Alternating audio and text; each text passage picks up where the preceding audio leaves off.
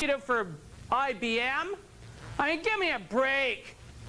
What you do for a living has got nothing to do with what really matters to God.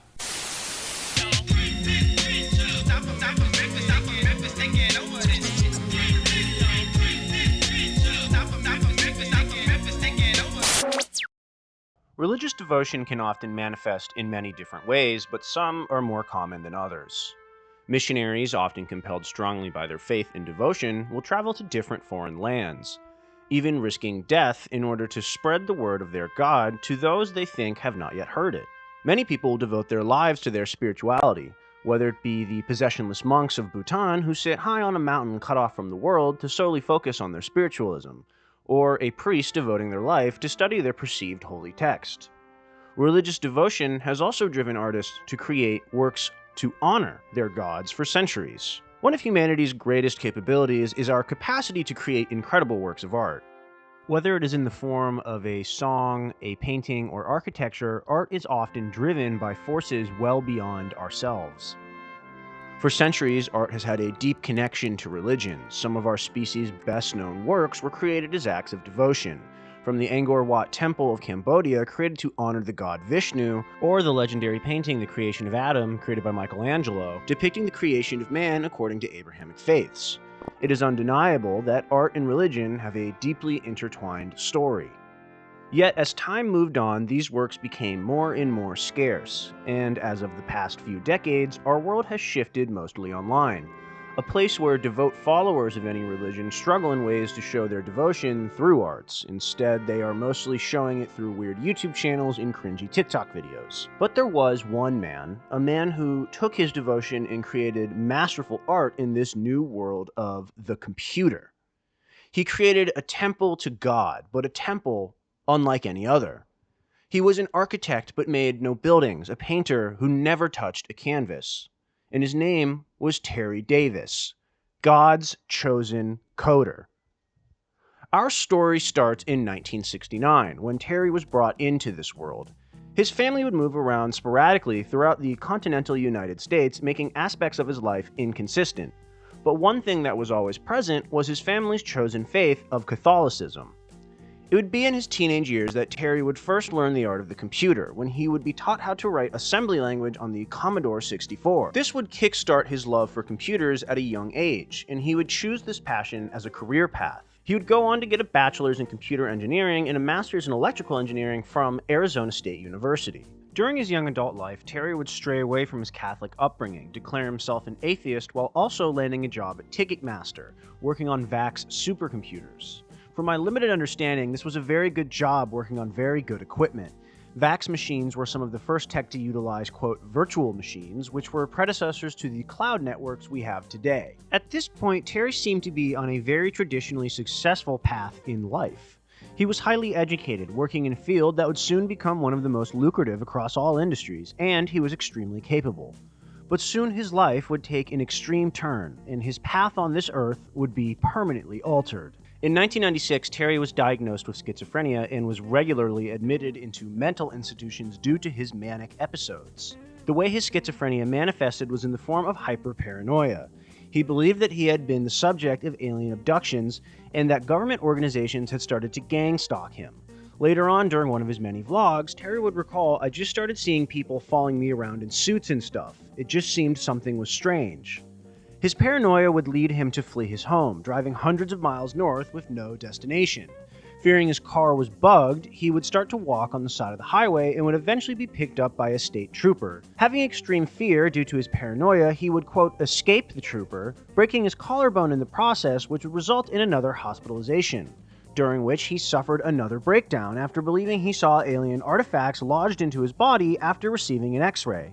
Again, escaping the hospital, he would attempt to carjack a nearby resident, would fail, and would be brought to a mental hospital for 2 weeks. And it would be at this lowest point God would re-enter his life. Terry recalled in one of his many vlogs, "Those acts probably caused God to reveal himself to me and save me." Terry's manic episodes would become much less frequent by 2003, allowing him to return to his passion for computers. Within a year, he had started an ambitious new project called the J operating system. He had originally intended the project to be an, quote, oddball system attempting to recreate the Commodore 64 system with 1,000 times more processing speed. He would later change the name to Lose Thous, a reference to the movie Platoon, and the system was then intended to create video games and had no online capabilities. Finally, upon its completion in 2013, the operating system would serve a completely different purpose than previously proposed by Terry. Its new functionality was to fulfill a biblical prophecy, and thus TempleOS was born.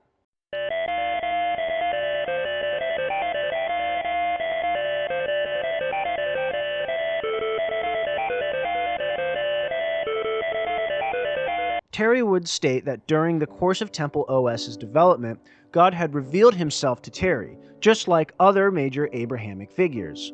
But in this specific circumstance, God had ordered the creation of the third temple, but in the form of an operating system.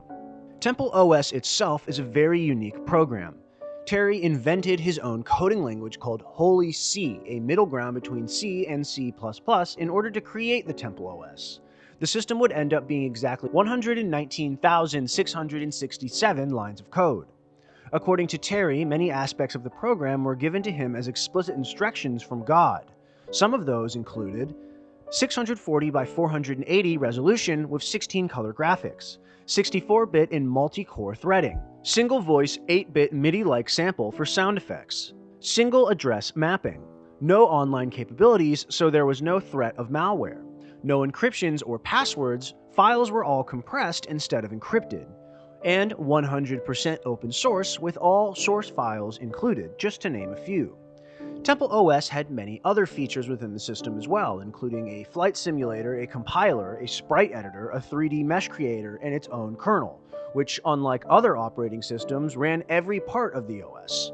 The most famous feature of the OS would be Terry's many games, one in particular called After Egypt, a game in which the player finds themselves flying through ancient Egypt until they stumble upon a burning bush.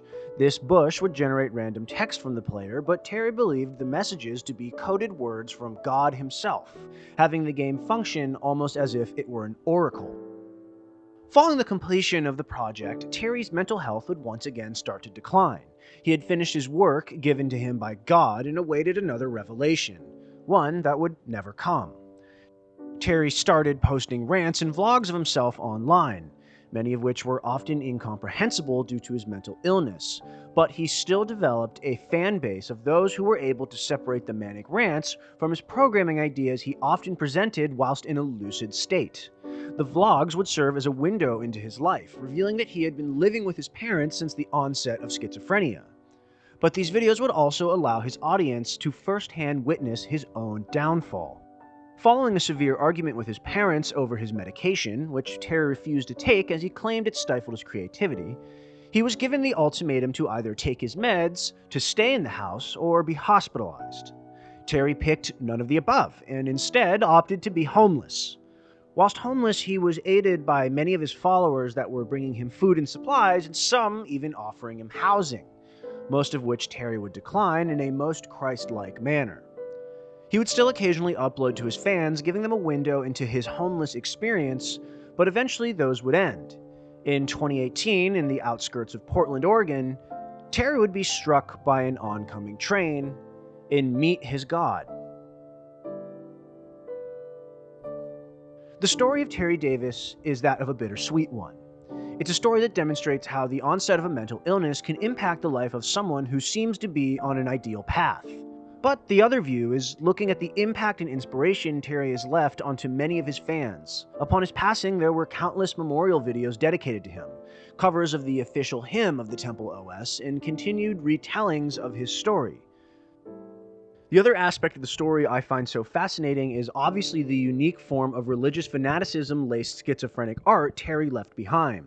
Schizophrenia and art have a very unique relationship. Some of the most famous artists of human history have been believed to have had the condition, such as Vincent van Gogh. And there has been a growing movement to use art as a form of therapy for people suffering from the disorder. We can view Terry in this way as a unique artist who was not using paint and canvas nor using a musical instrument, but was instead using his passion, the computer, as a means of creation. Reviewing the timeline of his story, we can see that there was a degree of stability in his life whilst creating the TempleOS. Now, this is probably due to medications, but we can't ignore that the creation of his art seemed to have given Terry a purpose, and once his art was taken away from him, he once again started to spiral. But what he did leave us was a display of religious devotion unlike anything that has ever been seen or replicated to this day. And for that, we thank you, Terry.